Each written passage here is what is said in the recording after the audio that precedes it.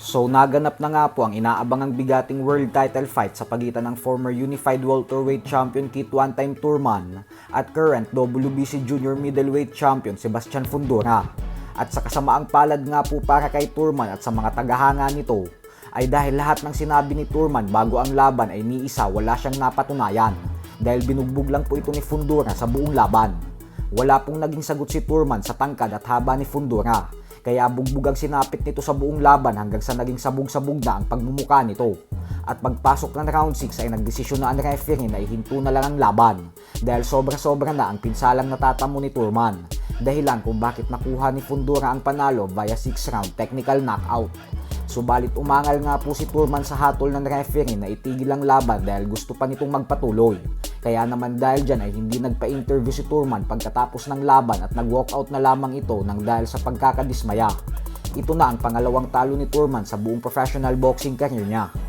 Sa kabilang banda naman mga idol ay isang malaking pasabog naman nga po ang sinabi ng former undefeated 5 Division Champion Floyd Mayweather Jr. kanina lamang.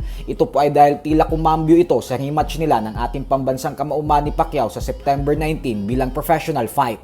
At bagko sinabi nito na exhibition lang daw ang kanyang magiging laban kontra kay Pacquiao. Kaya hindi umano dito nakatayak ang kanyang undefeated record.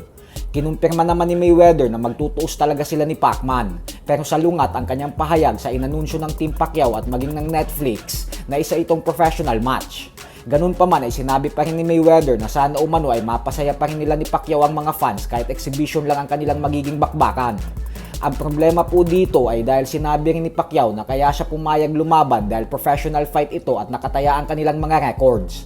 Hindi naman daw kasi siya papayag kung exhibition lang ang magiging sagupaan nilang dalawa.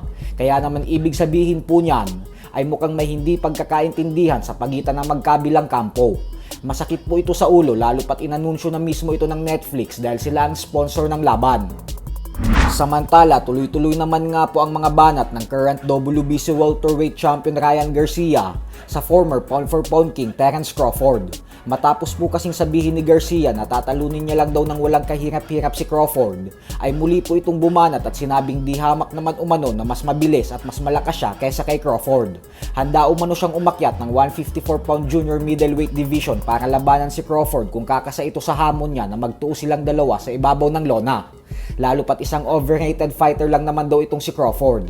Giit pa ni Garcia na wala naman daw nakalaban ng mga bata at malalakas na fighter si Crawford. Nang talunin daw kasi nito si Spence at Canelo ay parehong wala na daw sa prime ang dalawa. Umiwas rin umano ito kay Virgil Ortiz at Boots Ennis. Kaya naman kayo na lang pong humusga dyan. So hanggang dito na lang po muna tayo mga idol. Sports Talk PH, kakaiba ang laban ng mga Pinoy. Lakas at dedikasyon ng armas ng tinuon. Kamaong nagbabaga ang sayo ay babaon.